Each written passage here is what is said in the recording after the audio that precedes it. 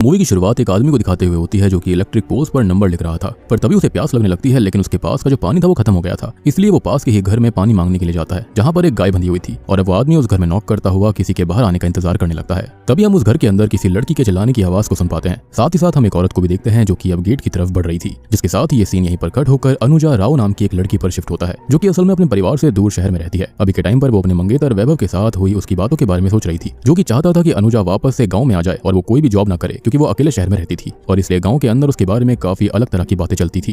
लेकिन क्योंकि अनुजा शुरू से ही एक टीचर बनना चाहती थी और अगले दिन उसका स्कूल में पहला दिन भी था, इसलिए वो वापस आने से मना कर देती है, जिससे वैभव को उस पर बहुत ज्यादा गुस्सा आ गया था। लेकिन अभी आगे अनुजा उससे ज्यादा बात नहीं करती हुई सो जाती है। अब अगले दिन जब वो अपने स्कूल पहुंचती है तो उसके पिता उसको कॉल करके डांटने लगते हैं, क्योंकि उसने वैभव के कहने पर जॉब नहीं छोड़ी थी। लेकिन अभी अनुजा अपने पिता पर भी इतना ध्यान नहीं देती और स्कूल के अंदर चली जाती है, जहाँ पर उसकी मुलाकात अमोल जोशी नाम के एक टीचर से होती है, जो कि अनुजा को पहले ही दिन इंप्रेस करने की कोशिश करने लगता है। लेकिन अनुजा सब समझ गई थी, इसलिए वो उस पर ध्यान नहीं देती और अपने काम में लग जाती है। जहाँ पर आज क्लास खत्म होने के बाद प्रिंसिपल उसको अमोल के साथ जनगणना के लिए भेजने लगता है, जिस पर वो प्रिंसिपल को बताती है कि वो अमोल के साथ कंफर्टेबल नहीं है। लेकिन तभी वहां पर नेहा नाम की एक टीचर और आ गई थी, और अब वो अनुजा की बात सुनकर खुद अनुजा के साथ जाने का डिसाइड कर लेती है। जहां रास्ते में वो दोनों बहुत अच्छे से बात करते हुए जाते हैं और अपने काम को जल्दी से जल्दी खत्म करने की कोशिश करने लगते हैं। लेकिन तभी उन लोगों को वही घर दिखाई देता है जिसको हमने मूवी की शुरुआत में देखा था। तब अनुजा वहां पर भी पूछताछ करने के लिए जाने लगती है, जिस पर नेहा उसको रोकने की कोशिश कर रही थी, क्योंकि उसे उस घर के लोग थोड़े अजीब लगते थे। लेकिन अनुजा उसकी बात को नहीं मानती और उस घर में पूछताछ करने के लिए निकल जाती है। अब जब वो दरवाजे पर दस्तक देते हैं तो एक औरत गेट खोलती है जिसका नाम प्रेरणा था। तब अनुजा उसे अपने बारे में बताती है और उससे गेट खोलने के लिए कहती है। अब उस औरत के बात करने के तरीके से हम समझ पाते हैं कि उसकी दिमागी कंडीशन सही नहीं थी, साथ ही साथ वो पूरी तरह से मैच्योर भी नहीं लग रही थी। लेकिन तभी अनुजा नोटिस करती है कि प्रेरणा प्रेग्नेंट भी है, इसलिए वो उससे पूछती है कि ये उसका पहला बच्चा है या फिर और भी बच्चे हैं, जिस पर प्रेरणा अजीब तरह से हंसते हुए जवाब देती है कि बच्चे वो तो पैदा होते ही मर जाते हैं, वो बस पैदा होते हैं और थोड़ी देर रोते हैं और फिर मारे जाते हैं। और ये जवाब सुनने के बाद अनुजा और नेहा का तो मानो दिमाग काम करना बंद कर देता है। उनको कुछ भी समझ में नहीं आ रहा था। तब वो घर में मौजूद लोगों के बारे में पूछती है तो उनको पता चलता है कि उस घर के अंदर लीला, घनश्याम और भोला नाम का एक नौकर भी था।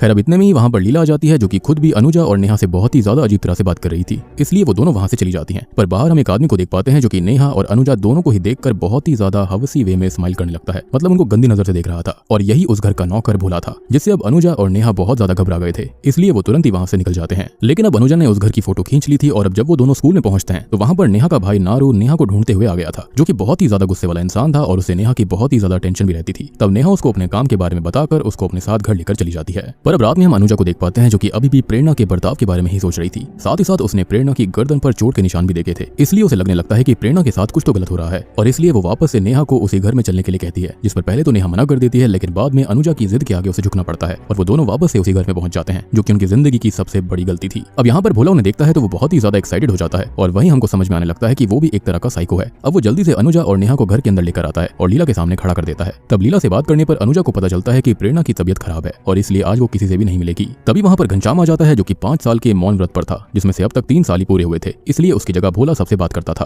अब देखो आप सभी को, मुझे और नेहा और अनुजा को ये परिवार बहुत ही ज्यादा अजीब लगता है, इसलिए ये दोनों यहाँ से निकल जाती हैं। लेकिन तभी भोला भी भागता हुआ बाहर आ जाता है और उन दोनों से क्रीपी तरह से चाय के लिए पूछने लगता है, जिस पर वो दोनों कोई रिप्लाई ना करते हुए वहां से जाने लगती हैं। लेकिन तभी वहां पर अचानक से बारिश होना चालू हो गई थी, इसलिए अब बारिश से खुद को बचाने के लिए उन्हें ना चाहते हुए भी उस घर के अंदर वापस जाना पड़ता है। और अब जब रात के टाइम पर भी बारिश नहीं रुकती तो उन दोनों को वहां पर ही खाना खाना पड़ता है। लेकिन खाने से पहले लीला कंफर्म करता है कि भोला ने उनकी गाय गंगा को चारा दिया या फिर नहीं, क्योंकि गंगा के चारा खाने के बाद ही वो लोग खाना खाया करते थे। खैर जब लीला को सही से कंफर्म हो जाता है कि गंगा को चारा दे दिया गया है तो सभी खाना खाना चालू कर देते हैं। लेकिन वहां भी प्रेरणा अजीब तरह से खाना खा रही थी, जैसे कि उसे खुद से खाना खाना तक ना आता हो, जिसको देखकर अनुजा और नेहा बहुत ही ज्यादा शॉक्ड हो जाते हैं। और अब जब बारिश रुकती है तो अनुजा चलने के लिए कहती है, पर क्योंकि रात ज्यादा हो गई थी और नारू अपनी बहन नेहा के ऊपर गुस्सा कर सकता था, इसलिए वो सुबह चलने के लिए बोलती है। फिर वो नारू से भी बात करते हुए झूठ बोल देती है कि असल में वो अपनी फ्रेंड अनुजा के यहाँ पर रुकी हुई है। लेकिन उसकी ये बातें भोला ने सुन ली थी, जो कि उन्हें अपनी हवस भरी नजरों से वहां पर देखने आया हुआ था। और जैसे ही उसको पता चलता है कि नेहा और अनुजा के वहां पर आने के बारे में किसी को भी नहीं पता, वो तुरंत ही घनश्याम के पास जाकर उसे इस बारे में बताता है कि वो दोनों ही किसी को बिना बताए इस घर के अंदर आई हैं, और उससे वही हवस वाली आंखें लेकर रिक्वेस्ट करने लगता है कि घनश्याम उसे उनके साथ गलत करने की परमिशन दे दे। लेकिन घनश्याम अभी के टाइम पर कुछ भी करने से साफ मना कर देता है, इसलिए भोला भी चुपचाप वहां से चला जाता है। तब हम लीला को देखते हैं जो कि घनश्याम को ही समझाने लगती है कि वो भी भोला को हर बात के लिए मना ना करा करे, क्योंकि वो वहां से जाकर बाहर सबको बातें बता सकता था। फिर हम घनश्याम को देखते हैं जो कि कहीं पर जाने लगता है। वहीं हम अनुजा को भी नोटिस करते हैं जो कि खिड़की से घनश्याम को किसी आदमी को कहीं पर लेकर जाते हुए देख रही थी। तब उसको ऐसा लगता है कि वो किसी की लाश को लेकर जा रहा है, जिससे कि वो बहुत ही ज्यादा डर जाती है। पर अभी के टाइम पर वो नेहा को इन सब के बारे में बताकर वहां से भागने के लिए बोलती है और अब वो दोनों ही वहां से जैसे तैसे निकलने लगते हैं। पर अनुजा सब सच्चाई भी पता करना चाहती थी, इसलिए वो भी उसी कॉटेज में जाने लगती है जहां पर घनश्याम गया था। और आपने नोटिस करा होगा कि अनुजा अभी तक किसी भी बात को मान नहीं रही थी। चलो स्टार्टिंग जॉब वाली बात समझ में आती है, लेकिन ये बातें भी ना मानना बहुत ही वियर्ड था, उसका नेचर भी अजीब था। कर तब ना चाहते हुए भी नेहा को उसके पीछे जाना पड़ता है, जहां पर जाने पर उन्हें किसी इंसान का कटा हुआ अंगूठा दिखाई देता है और तभी वहां पर मौजूद आदमी उनका पैर पकड़कर उन्हें वहां से छुड़वाने के बारे में कहने लगता है, जो कि असल में वही इंसान था जिसको हमने मूवी की शुरुआत में देखा था, यानी कि जो पोल्स पर नंबर लिख रहा था। यानी कि इन लोगों ने उसको यहाँ पर बंदी बना लिया था।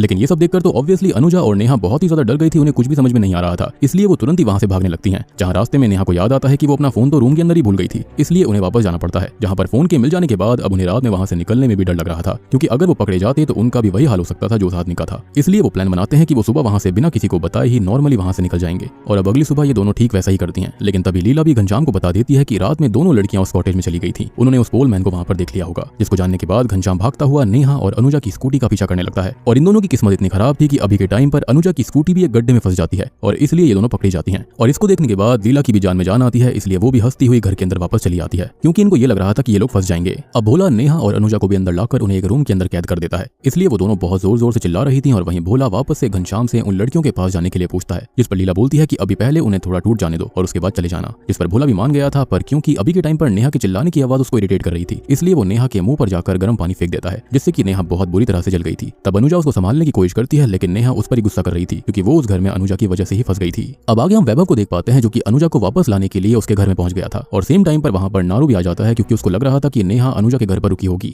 और अब वहां पर वैभव और नारू के बीच में बहस होने लगती है, जिसके अंदर नारू अनुजा के ऊपर इल्जाम लगा रहा था कि वो नेहा को बिगाड़ रही है, और वैभव नेहा के लिए बोलता है कि वही उसे जॉब करने के लिए उकसाती होगी। लेकिन इतने में ही वहां पर अनुजा का मकान मालिक पहुंच गया था और वो दोनों को शांत करवाकर उन्हें वहां से भेज देता है। वही हम उस क्रीपी घर के अंदर अनुजा को देखते हैं, जिसे रूम की हालत देखकर समझ आ गया था कि इस रूम के अंदर पहले प्रेरणा रहती थी, और शायद घनश्याम ने ही प्रेरणा को भी पकड़ कर रखा हुआ है। और क्योंकि वो भी अपनी हालत प्रेरणा जैसी नहीं करवाना चाहते थे, इसलिए वो जोर जोर से गेट पीटने लगते हैं। तभी वहां भोला और घनश्याम पहुंच जाते हैं, जिसको देखकर अनुजा उन पर हमला करके वहां से भागने की कोशिश कर रही थी। लेकिन घनश्याम और भोला ऑब्वियसली उन पर भारी पड़ते हैं, उन्हें बेल्ट से बहुत बुरी तरह पीटते हैं और वापस से अपने काम में लग जाते हैं। तभी हम घनश्याम को देख पाते हैं, जो कि अब ऊपर जाकर प्रेरणा के साथ इंटीमेट हो रहा था। जी हाँ, साथ ही साथ प्रेरणा की हालत देखकर हम ये भी समझ सकते हैं कि असल में अब उसको समझ ही नहीं आता कि उसके साथ क्या हो रहा है। वो बस चुपचाप खड़ी रहती और एक चींटी को मारने की कोशिश करने लगती है। अब आगे जब भोला नेहा और अनुजा के लिए खाना लेकर जाता है, तो उन दोनों में से उस खाने को कोई नहीं खाता, जिस पर भोला गुस्सा होते हुए नेहा को बहुत ही बुरी तरह से मारता है और वहां से चला जाता है। अब नेहा और अनुजा सच में बहुत ही ज्यादा टूट चुके थे, पर तभी वहां पर अनुजा को ऑयल का एक कंटेनर दिखाई देता है, जिसकी हेल्प से वो जैसे तैसे अपने हाथ को छुड़वा लेती है। और बाद में वो नेहा को भी फ्री करवाकर वहां से भागने के बारे में सोचने लगती है। तब रूम के अंदर थोड़ा चेक करने पर उन्हें एक होल दिखाई देता है, जिसकी हेल्प से वो पाइप से होते हुए बाहर की तरफ निकल गए थे। अब तब तक बाहर हम नारू को देख पाते हैं, जो कि अब नेहा के बारे में पूछता हुआ घनश्याम के घर में आ गया था। लेकिन जब उससे नेहा के बारे में पूछताछ करी जाती है, तो घनश्याम और भोला उसे गुमराह करने की कोशिश करने लगते हैं। तब नारू को भी उनके ऊपर भरोसा हो जाता है, इसलिए वो वहां से जाने लगता है। लेकिन तभी उसकी नजर पास में पड़ी हुई नेहा की फोटो पर पड़ती है, जिसको देखने के बाद नारू सब कुछ समझ गया था, इसलिए वो तुरंत ही घनश्याम को जाकर धमकाने लगता है। और इतने में ही नेहा और अनुजा भी बाहर आ गई थी। पर जैसे ही अनुजा घनश्याम और भोला को बाहर देखती है, तो वो उसी कॉटेज में छिपने के लिए चली जाती है, जिसमें पोल पर नंबर लिखने वाला आदमी बंदी था। पर क्योंकि नेहा को नारू दिख गया था, इसलिए वो बाहर रहकर ही जोर से नारू को चिल्लाती है। मगर जैसे ही नारू उसकी तरफ देखता है, तो घनश्याम मौका पाकर उसके सर पर हमला करता है और बाद में एक बड़े पत्थर से उसका मुंह कुचलकर उसकी जान ले लेता है। जी हाँ, जो कि सच में बहुत ही खतरनाक सीन था। अब ये सब देखने के बाद नेहा बहुत ही ज्यादा डर गई थी। तभी घनश्याम और भोला नेहा को पकड़कर अनुजा को ढूंढना चालू कर देते हैं। फिर जब अनुजा उन्हें दिखाई देती है, तो वो भागने की कोशिश करने लगती है। अब क्योंकि कॉटेज के अंदर बंधा हुआ पोलमैन समझ गया था कि वो खुद वहां से नहीं निकल सकता, इसलिए वो अनुजा को वहां से भागने में हेल्प करने के लिए घनश्याम के पैर को पकड़ लेता है, जिस पर घनश्याम गुस्से में आकर उसके सर में पास में ही पड़ी हुई एक रॉड को घुसा देता है, जिससे मौके पर ही उसकी मौत हो जाती है। और आगे हम अनुजा को देख पाते हैं, जो कि चलने की हालत में भी नहीं थी, इसलिए ना चाहते हुए भी उसको वापस उसी घर में आना पड़ता है। फिर हम भोला को वापस देखते हैं, जो कि घनश्याम से एक बार फिर से सेम चीज पूछता है, जिस पर अब घनश्याम भी मान गया था कि वो जो चाहे लड़कियों के साथ कर सकता है। जिसको सुनने के बाद भोला की खुशी का ठिकाना नहीं रहता। वो तुरंत ही अच्छे से नहा धोकर तैयार होकर नेहा के पास जाता है और उसके साथ गलत करने लगता है, असॉल्ट करता है उसका। और वहाँ अब अनुजा भी वापस आ गई थी, जिसको देखकर घनश्याम पहले तो उसको बहुत ही बुरी तरह से पीटता है और बाद में उसको जबरदस्ती भोला की वो हरकत दिखाता है, जो कि वो नेहा के साथ कर रहा था, जिसको देखकर अनुजा फूट फूट कर रोने लगती है। उसको एहसास हो रहा था कि उसकी गलती की वजह से नेहा भी फंस गई। अब रात में वापस से अनुजा को दिखाया जाता है, जो कि बहुत ही ज्यादा गुस्से में आ गई थी, इसलिए वो एक बार फिर से वहां से भागती है और जाते हुए वो घनश्याम की फेवरेट गाय गंगा को आग लगाकर वहां से चली जाती है। और इस बारे में जब घनश्याम और बाकी सबको पता चलता है, तो सब बहुत ही बुरी तरह से रोने लगते हैं, क्योंकि उनके लिए गंगा सच में बहुत ही ज्यादा मैटर करती थी। तब घनश्याम गुस्से में भोला को ही मारने लगता है, जिससे भोला को भी गुस्सा आ गया था, इसलिए वो एक डैगर लेकर अनुजा को ढूंढने बाहर चला जाता है, जहां पर अब वो उसको जान से ही मारने वाला था। वहीं हम घर में नेहा को देख पाते हैं, जो कि रोती हुई प्रेरणा के पास पहुंचकर उससे बात करने की कोशिश करती है और अपनी भड़ास निकालने की कोशिश करने लगती है। लेकिन प्रेरणा, जो कि खुद भी ट्रॉमेटाइज्ड हो रखी थी, वो नेहा को बस इतना बोलती है कि शांत हो जाओ वरना बाबा बहुत मारेंगे। और तब जाकर रिवील होता है कि घनश्याम प्रेरणा के पिता हैं। जी हाँ,